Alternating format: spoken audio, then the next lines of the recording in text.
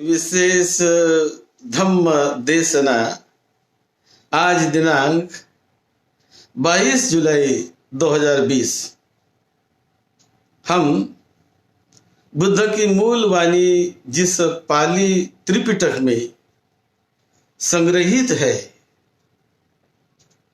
उस पाली त्रिपिटक के मूल ग्रंथों के आधार पर ये सभी के हित और सभी के सुख के लिए बहुजन हिताय बहुजन सुखाय इस भावना से ये हम धम्म देशना दे रहे हैं।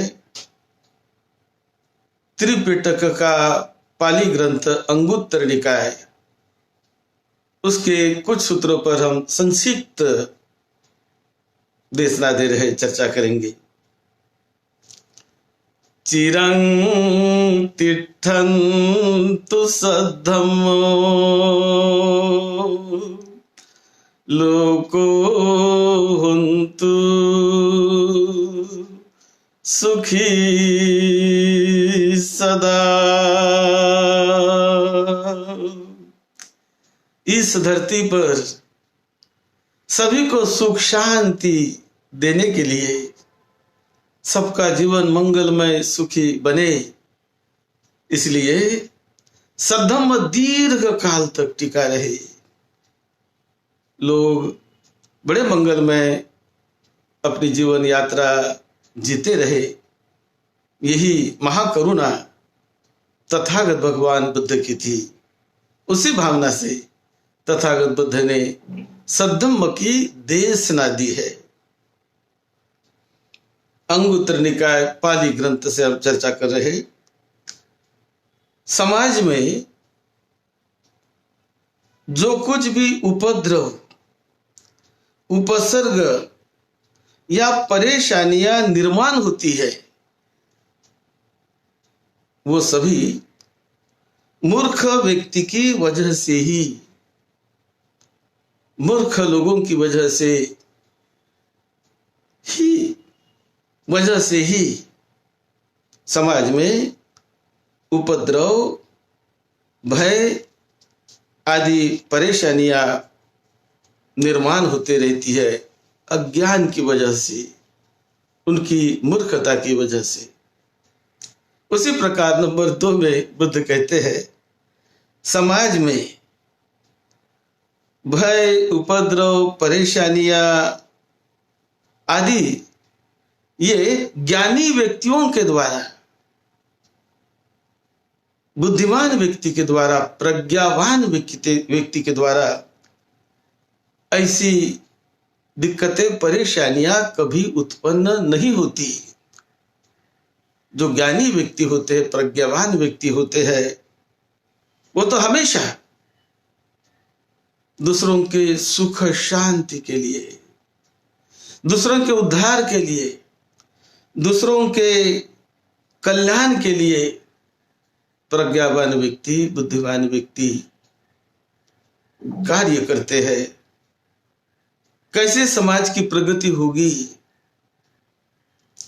कैसे समाज विकसित होगा, कैसे वो कल्याण के रास्ते पर जाएगा, ऐसा विचार प्रज्ञावान व्यक्ति, बुद्धिमान व्यक्ति करते हैं। उनसे समाज का लाभ होता है, समाज का कल्याण होता है। फिर नंबर 3 में बुद्ध ने बताया मूर्ख व्यक्ति के 3 लक्षण होते हैं। कौन से 3? एक, वो बुरा सोचने वाला होता है। ये पहला लक्षण। ये जो मूर्ख है वो हमेशा बुरा ही सोचता है, तो ये पहला लक्षण। फिर दूसरा, जो मूर्ख व्यक्ति होता है वो वाणी से बुरा बोलने वाला होता है। ये दूसरा लक्षण। वाणी से अच्छा नहीं बोलेगा, वो बुरा ही बोलेगा वाणी से। ये दूसरा लक्षण। फिर मूर्ख आदमी का तीसरा लक्षण है, वो व्यक्ति शरीर वाणी, शरीर से और वाणी से बुरा ही काम करने वाला होता है। ऐसे 3 लक्षण होते हैं मूर्ख आदमी के, ऐसे बुद्ध बताते हैं। फिर नंबर 4, उसी प्रकार ज्ञानी और प्रज्ञावान व्यक्ति के 3 लक्षण होते हैं। वो कौन से 3? एक, जो ज्ञानी व्यक्ति होता है वो हमेशा भला सोचने वाला होता है, दूसरों का भला कैसे हो, ज्ञानी व्यक्ति ऐसा सोचता है। फिर जो ज्ञानी व्यक्ति होता है वो हमेशा मंगलकारी बोलने वाला होता है, वो मंगल बातें बोलता है, सच्ची बातें बोलता है, कल्याणकारी बात बोलता है। और नंबर 3, जो ज्ञानी व्यक्ति होता है वो हमेशा भला ही भला करने वाला होता है, उससे ही हमेशा लोगों का कल्याण होता है और लोगों का भलाई होता है, क्योंकि वो भला ही भला करने वाला होता है। और इसी कारण उसे सच्चा ज्ञानी आदमी कहते हैं, भला आदमी कहते हैं। फिर नंबर 5 में बुद्ध बताते हैं भिक्षु यानी प्रवज्जित व्यक्ति, भिक्षु भिक्षुनी, ये 3 बातें कभी नहीं भूलते, कभी नहीं भूलना चाहिए। कौन सी 3 बातें? जीवन भर उन्हें याद रखना पड़ता है, याद रहती है। भिक्षुओं को 3 बातें जीवन भर याद रहती है। कौन सी? नंबर 1, कहाँ मैंने प्रव्रज्जा ली, कहाँ मैंने मेरा सिर मुंडवाया, कहाँ मैंने दीक्षा ली। वो दीक्षा की बात भिक्षु जीवन भर याद रखता है, जीवन भर याद रखता है। इसी प्रकार वो और भी याद रखता है कहाँ मुझे 4 आर्य सत्यों का दर्शन हुआ। वो आध्यात्मिक बात है कि 4 आर्य सत्यों को कहाँ मैंने पाया, कहाँ मुझे उसका दर्शन हुआ। वो बातें हमेशा जीवन भर उसे याद रहती हैं। इसी प्रकार 3, किस जगह पर मैंने चित्त की विमुक्ति और प्रज्ञा विमुक्ति का कहाँ मैंने साक्षात्कार किया, कहाँ मैंने उसका अनुभव किया, तो वो जीवन भर उसे याद रहती है। यदि उसे अनुभव हो गया हो तो, यदि उसने साक्षात्कार किया हो तब ये तीसरी बात यानी प्रज्ञा विमुक्ति का कहाँ मैंने साक्षात्कार किया, वो उसे भूलता नहीं कभी, क्योंकि ज्ञान की बात होती है। फिर नंबर 6 में बुद्ध बताते हैं 3 बातों से अपना भी अहित होता है और दूसरों का भी अहित होता है। 3 बातों से। ये कौन सी 3 बातें? एक है, जो व्यक्ति अपने शरीर से दुराचार करता हो,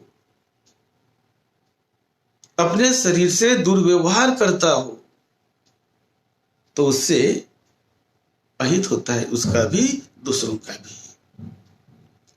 फिर नंबर 2, जो व्यक्ति अपने वाणी से दुराचार करता है, यानी झूठ बोलना, निंदा चुगली करना, असत्य बोलना, तो ऐसा जो व्यक्ति अपने वाणी से दुराचार करता है वो उसके लिए भी हानिकारक होता है और दूसरों के लिए भी हानिकारक होता है।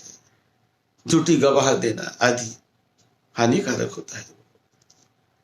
और इसी प्रकार 3, मन का दुराचार, यानी दूषित मन से, कलुषित मन से जो व्यक्ति कुछ कार्य करता है, बोलता है, तो उससे दूसरों का भी नुकसान होता है और उसका भी नुकसान होता है, दीर्घ काल में उसका भी नुकसान होता है। फिर उसके बाद तथागत बुद्ध ने 7वीं बात बताई, 3 बातों से अपना भी हित होता है, अपना भी लाभ होता है, अपना भी कल्याण होता है और दूसरों का भी लाभ होता है, दूसरों का भी कल्याण होता है। 3 बातों से। वो कौन सी 3 बातें? एक है शरीर का सदाचार, अपने शरीर से, अपने काया से जो सदाचार करता हो, सेवा करता हो, त्याग करता हो, मेहनत करता हो, अपने शरीर से जो सदाचार करता है, चोरी नहीं करता है, मारपीट नहीं करता है, बुरे कामों में नहीं लगे रहता है, तो जो शरीर का सदाचार, ये शरीर का सदाचार दूसरों को भी सुख शांति देता है और जो करता है इस प्रकार का सदाचार अपने शरीर से, उसे भी सुख शांति मिलती है।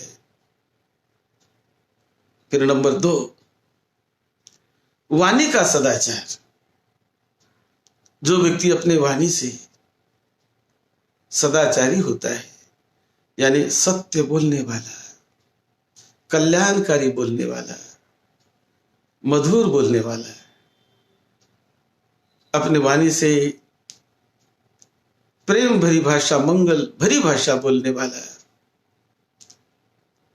अपने वाणी से किसी की निंदा नहीं, किसी की नालस्ती नहीं, सदाचार, सच बोलने वाला,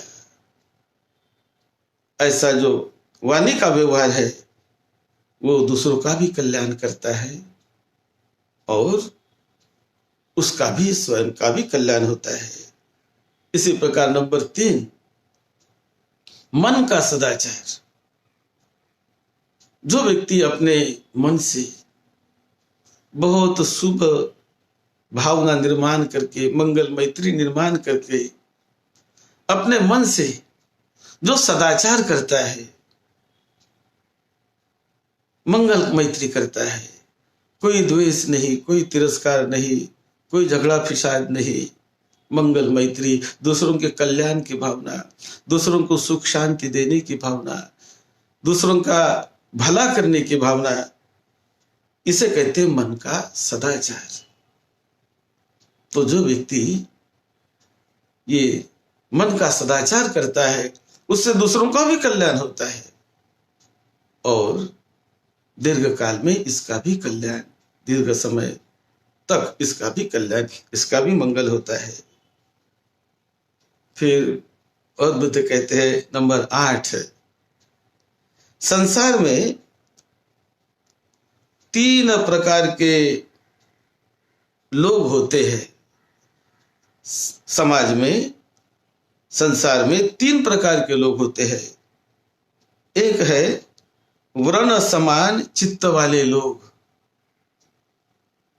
यानी उनका चित्त कोई इतना मजबूत नहीं रहता, बड़ा कष्टी मान लो, दुखी मान लो, बेचैन मान लो, इस प्रकार का उनका चित्त रहता है। तो ऐसे लोग होते हैं संसार में। नंबर 2, विद्युत समान चित्त वाले, यानी बड़े तेज बुद्धि के होते हैं, बहुत निर्णय लेने में बड़े तेज, विद्युत समान, कोई काम करने में बड़े तेज, निर्णय लेने में बड़े तेज। तो ऐसे भी चित्त वाले लोग होते हैं संसार में, समाज में। फिर तीसरा, वज्र समान चित्त वाले, यानी पत्थर के जैसा उनका निर्णय, उनका चित्त होता है। तो वज्र के समान चित्त वाले भी लोग, यानी दृढ़ निश्चय करके कोई काम करेंगे तो उसके निश्चय को कोई हिला नहीं सकता। उन्होंने जो तय किया, संकल्प किया, अच्छा संकल्प, कुछ अच्छा करने का संकल्प, तो वो बड़े दृढ़ निश्चयता से वज्र की तरह अपने चित्त को रखकर उस संकल्प को पूरा करते हैं। इसी प्रकार बुराई से दूर रहना है हमें, ऐसा दृढ़ संकल्प करके लोग, वो वैसा चित्त वाला व्यक्ति वो बुराई से हमेशा दूर रहता है, दूर रखता है अपने आप को। फिर और बुद्ध ने बताया नंबर 9 में 3 प्रकार के लोग होते हैं। जो नंबर 1, सेवा के अयोग्य लोग, कि जिनकी सेवा करना अच्छा नहीं लगता, सेवा के अयोग्य लोग होते हैं। ऐसा बुद्ध बताते हैं कि कितना भी उनकी सेवा करो तो वैसे कुछ लोग होते हैं, और समाज में ऐसे कुछ लोग होते हैं। और दूसरा, संगति के अयोग्य लोग, कि आप उनके साथ संगत नहीं कर सकते, उनके साथ मैत्री नहीं कर सकते, संगत नहीं कर सकते, मैत्री नहीं कर सकते। संगत करेंगे तो दुखी बनोगे, व्याकुल बनोगे। इसीलिए संगत नहीं करने अयोग्य ऐसे कुछ लोग होते हैं समाज में, संसार में, ऐसा बुद्ध कहते हैं। फिर परिचर्या के अयोग्य ऐसे कुछ लोग होते हैं कि जिनकी हम सेवा कर सके, परिचर्या कर सके, उस प्रकार के नहीं होते। वो कहा गया है परिचर्या के अयोग्य लोग। तो ये 3 प्रकार के लोग समाज में होते हैं। ये तथागत बुद्ध ने भिक्षुओं को इकट्ठा बुलाया और वहां बुद्ध बता रहे हैं कि कैसे लोग होते हैं समाज में। फिर बुद्ध कहते हैं 3 प्रकार के और मूर्ख लोग होते हैं। उसमें एक, कौन 3 प्रकार के? जो दूसरों के ठीक प्रकार से प्रश्न न पूछने वाले, यानी कि यदि प्रश्न पूछना हो तो ठीक प्रकार का प्रश्न दूसरों को नहीं पूछेंगे, ऐसे कुछ लोग होते हैं। और दूसरा, जो किसी प्रश्न का ठीक से उत्तर नहीं देने वाले, यानी घुमा फिरा कर उस प्रश्न को इधर उधर लेकर उसका ठीक से उत्तर नहीं देते, उसका समाधान नहीं करा सकते, ऐसे भी दूसरा लक्षण। और तीसरा, जब उन्हें कोई प्रश्न पूछना हो तो वो विषय को लेकर कहीं इधर उधर का जहां वहां का प्रश्न पूछने लगते हैं। इस प्रकार से वो तीसरा लक्षण तथागत बुद्ध ने बताया। फिर नंबर 11 में बुद्ध कहते हैं अकुशल कर्मों की उत्पत्ति 3 हेतु से होती है। अकुशल कर्म की उत्पत्ति, अकुशल यानी बुरे कामों की उत्पत्ति, ये तीन हेतु से होती है। तो कौन सा 3 हेतु? नंबर 1, लोभ के कारण, लोभ के हेतु से आदमी अकुशल काम करने लगता है, लोभ के हेतु से। फिर दूसरा, वो द्वेष के हेतु से आदमी कभी बुरा काम करने लगता है। द्वेष, द्वेष से जल रहा हो, द्वेष से पूरी तरह बेचैन है वो, और द्वेष की वजह से वो अकुशल कार्य करने लगता है, करते रहता है। फिर तीसरा, मोह की वजह से, मोह यानी अज्ञान, मूढ़ता, ठीक से न जानने के कारण,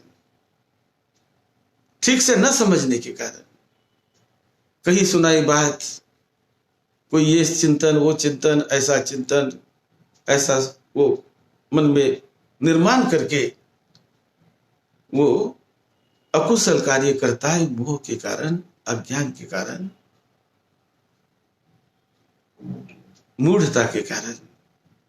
ऐसे 3 कारण तथागत बुद्ध ने बताए इस सूत्र में। फिर नंबर 12, कुशल कर्म की उत्पत्ति, वो भी 3 कारणों से होती है। जो कुशल कर्म, अच्छे कर्म की उत्पत्ति कैसे होती, वो 3 कारणों से होती है। कौन से 3? एक है अलोभ, मैंने लोभ की भावना नहीं, अलोभ के कारण, लोभ नहीं, कोई आसक्ति नहीं, मुझे चाहिए, मुझे ये मिलना चाहिए, वो मिलना चाहिए, ऐसा नहीं। अलोभ यानी देना है मुझे, सेवा करनी है मुझे, त्याग करना है मुझे, दूसरों के लिए कुछ करना है मुझे, देना है मुझे, ऐसा भाव यदि चित्त में निर्माण हो जाए, उसे कहते अलोभ। लोभ नहीं, लेने की भावना नहीं, तो कुछ देने की भावना, ये भावना मन में निर्माण हो जाए तो कुशल कार्य आदमी करने लगता है। फिर उसी प्रकार नंबर 2, अद्वेष के कारण, अद्वेष के हेतु, यानी मन में द्वेष ना रहे, मन में मैत्री रहे, द्वेष नहीं है, सद्भावना है मन में, तो वो कुशल कार्य करने लगता है आदमी। यदि द्वेष रहे तो कुशल कार्य नहीं करेगा, लेकिन द्वेष ना रहे, निर्द्वेषी वो बना रहे, समता में रहे, मैत्री भाव में रहे, तो वो अकुशल कार्य, मतलब कुशल कार्य ही करेगा, वो कुशल कार्य ही करेगा यदि द्वेष ना रहे तो। उसी प्रकार अमोह, यानी मोह, मूढ़ता ना रहे, अंधकार ना रहे, तो वो कुशल कार्य करता है। मोह मूढ़ता बनी रहे तो कुशल कार्य नहीं कर पाएगा। तो ऐसे 3 हेतु कुशल कार्य के हैं, अमोह, अद्वेष और अलोभ। उसके बाद नंबर 13 में बुद्ध ने बताया 3 प्रकार का मद होता है, यानी अहंकार, नशा, मद। कौन से 3 प्रकार? एक होता है यौवन मद, यानी यौवन अवस्था, युवा अवस्था। तो युवा अवस्था भी एक व्यक्ति को उस भाव में ले जाती है। बहुत सारे लोगों को युवा का बड़ा गर्व होता है, अहंकार, मैं इतना मजबूत हूं, ये हूं, वो हूं, ऐसा हूं।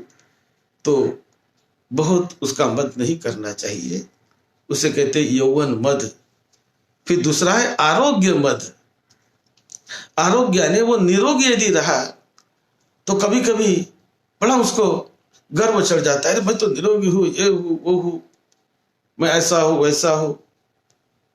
तो आरोग्य का भी मद नहीं रखना चाहिए, क्योंकि कब आरोग्य बिगड़ भी जाएगा कह नहीं सकते। तो वो मद नहीं रखना चाहिए। और फिर है जीवन मद, यानी जीवन का भी एक अपना मद होता है, कभी गर्व होता है कि अपने जीवन के बारे में। तो बुद्ध कहते हैं नहीं भी जीवन का भी क्या गर्व, ये जीवन कब किस समय कैसा निकल जाएगा, कैसे कभी कभी आपत्ति विपत्ति में खत्म हो जाएगा, क्या कब क्या हो जाएगा, इसका कोई पता नहीं होता है। इसलिए उसका मद नहीं करना चाहिए। तो आरोग्य अच्छी बात है, जीवन अच्छी बात है, युवा अवस्था अच्छी बात है, ये सारी अच्छी बातें हैं। तो इनका गर्व न करे, मद न करे, विनम्रता उसमें आए तो जीवन और भी मंगलमय होता है, और भी धन्य होता है। ये सारी बातें अपने पास रखकर प्रसन्नता से, मंगलमय भावना से काम करे तो जीवन मंगलमय बनता है। 3 बातों से, नंबर 14 में कहते हैं बुद्ध, 3 बातों से श्रद्धावान कुलपुत्र को बहुत पुण्य होता है।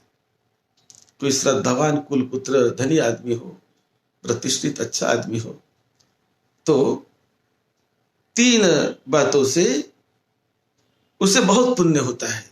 कौन सी 3? नंबर 1, श्रद्धा होने से, उसके पास श्रद्धा होनी चाहिए आंतरिक। तो आंतरिक श्रद्धा यदि उसके पास है तो बहुत पुण्य कर सकता है वो कुलपुत्र, यानी धनी पुत्र, श्रेष्ठ पुत्र। इसी प्रकार दातव्य होने से, यानी देने की भावना भी उसमें हो। धन है लेकिन देने की भावना नहीं, तो वो बहुत पुण्य नहीं कर सकता। इसीलिए देने की भावना, सेवा की भावना, त्याग की भावना उसमें हो तो वो अपने जीवन में बहुत पुण्य कर सकता है, ऐसा बुद्ध बताते हैं। इसी प्रकार नंबर 3, दान देने योग्य व्यक्ति मिल जाने से, उसे यदि दान देने योग्य व्यक्ति मिल गया तो भी वो बहुत पुण्य का लाभी होता है। कभी कभी नहीं मिलता कभी व्यक्ति। तथागत बुद्ध कहते हैं कि दान देने योग्य व्यक्ति, शीलवान, गुणवान, सदाचारी, लोगों का कल्याण करने वाला, लोगों का हित करने वाला, बहुजन हिताय बहुजन सुखाय के रास्ते से चलने वाला व्यक्ति ऐसा मिल जाए तो सही में उस व्यक्ति का बहुत पुण्य बढ़ सकता है, वो बहुत पुण्य कर सकता है कोई कुलपुत्र। फिर 3 बातों से विद्वानों में, सत्पुरुष ने, प्रज्ञावान लोगों ने 3 बातों से प्रज्ञापित किया होता है कि कोई सत्पुरुष उसको कैसे जाने। तो बुद्ध कहते हैं भिक्षुओं को कि दान देने वाला व्यक्ति वो प्रशंसित होता है विद्वानों द्वारा, प्रज्ञावान लोगों द्वारा, ज्ञानियों द्वारा उसकी प्रशंसा होती है दान देने वाले व्यक्ति की। फिर नंबर 2, प्रवज्जा, जिसने प्रवज्जा ले ली, जो लोगों के हित और सुख के लिए प्रवज्जित होकर जीवन जीने लगे, तो उसकी भी समाज में विद्वान लोग प्रशंसा करते हैं। और तीसरा, जो माता पिता की सेवा करते हैं, ये माता पिता की सेवा करने वालों को भी लोग अच्छा मानते हैं, उसकी प्रशंसा करते हैं। फिर बुद्ध ने और नंबर 16 में बताया, संस्कृत धर्मों के 3 लक्षण होते हैं। संस्कृत यानी जो कुछ फॉर्म होते हैं, निर्माण होते हैं, ऐसे 3 लक्षण संस्कृत धर्म यानी फॉर्मेशन कहते हैं, जिसे becoming, taking form, becoming something. तो उसके 3 लक्षण, एक है वो उत्पन्न होते हैं, उत्पन्न होते रहते, उत्पत्ति, ये एक उसका लक्षण। दूसरा, जो उत्पन्न हुआ उसका विनाश भी होता है, ये दूसरा लक्षण।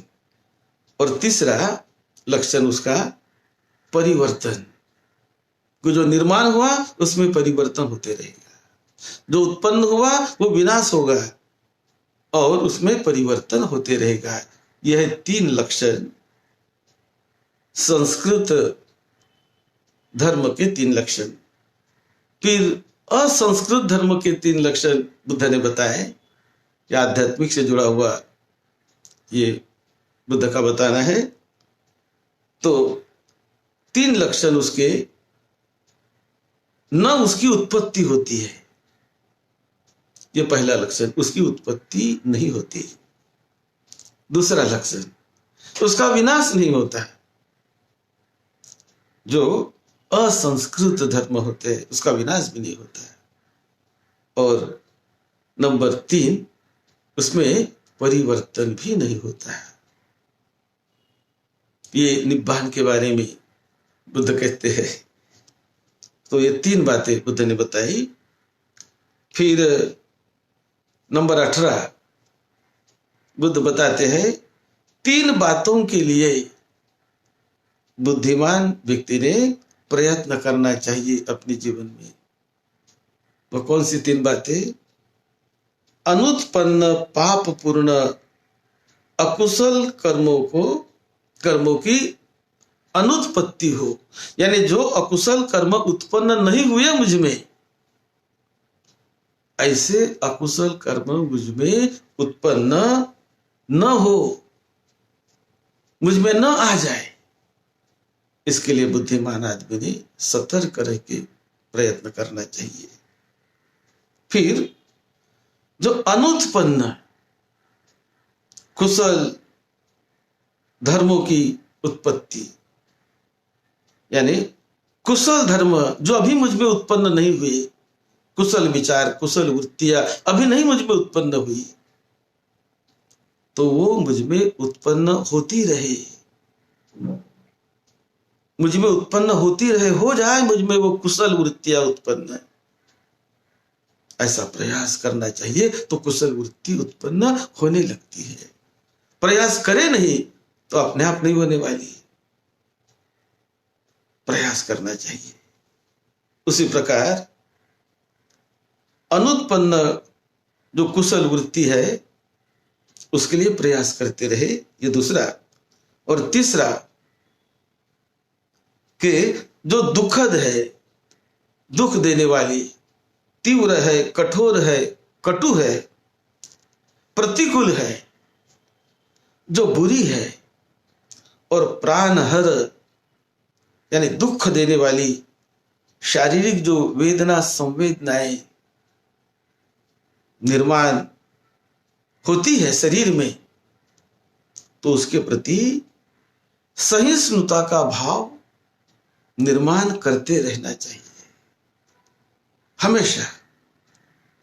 कि जो कटु वेदना निर्माण हो रही, जो बुरी परेशान करने वाली वेदना निर्माण हो रही है, प्रतिकूल वेदना निर्माण हो रही है मेरे शरीर में, तीव्र वेदना निर्माण हो रही है, दुख देने वाली संवेदना मेरे शरीर में निर्माण हो रही है, तो ऐसे संवेदनाओं के प्रति हमने सहिष्णुता भाव निर्माण करते रहना चाहिए। क्योंकि यदि हम निर्माण करते रहेंगे, सहते रहेंगे, उसे जानते रहेंगे, उसके लिए हम तैयार रहेंगे,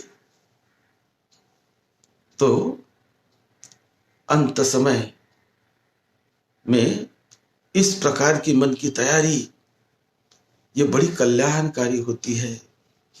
क्योंकि मृत्यु के समय कभी कटु वेदना जाग सकती है, तीव्र दुखद वेदना जाग सकती है, कभी अनचाही जिसे हम नहीं चाहते ऐसी संवेदना भी जाग सकती है।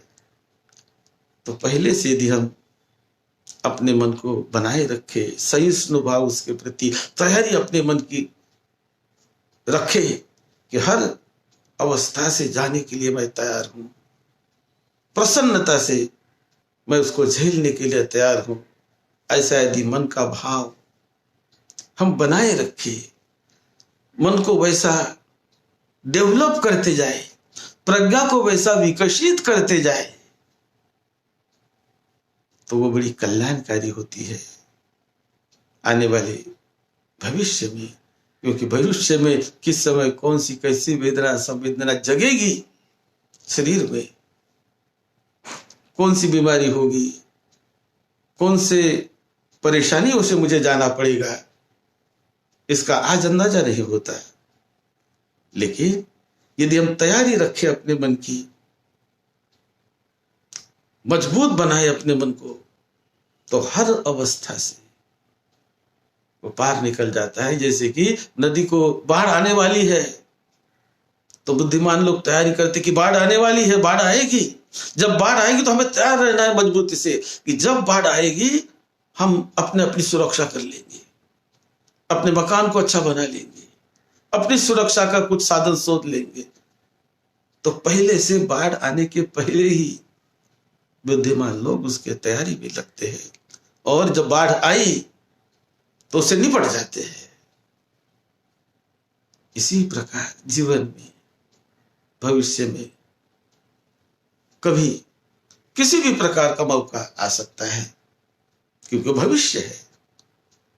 तो जो वर्तमान में यदि हम अपने चित्त को मजबूत बनाए रखें, उस कटु संवेदनाओं के प्रति मजबूती मन में रखें, उस आपत्ति के प्रति, दुखों के प्रति, दुखों को झेलने की शक्ति अपने मन में बनाए रखे, बीमारी को झेलने की शक्ति अपने मन में बनाए रखे, तो बीमारी आएगी भाग जाएगी, दुख आएगा खत्म हो जाएगा और मन उससे बाहर निकलेगा।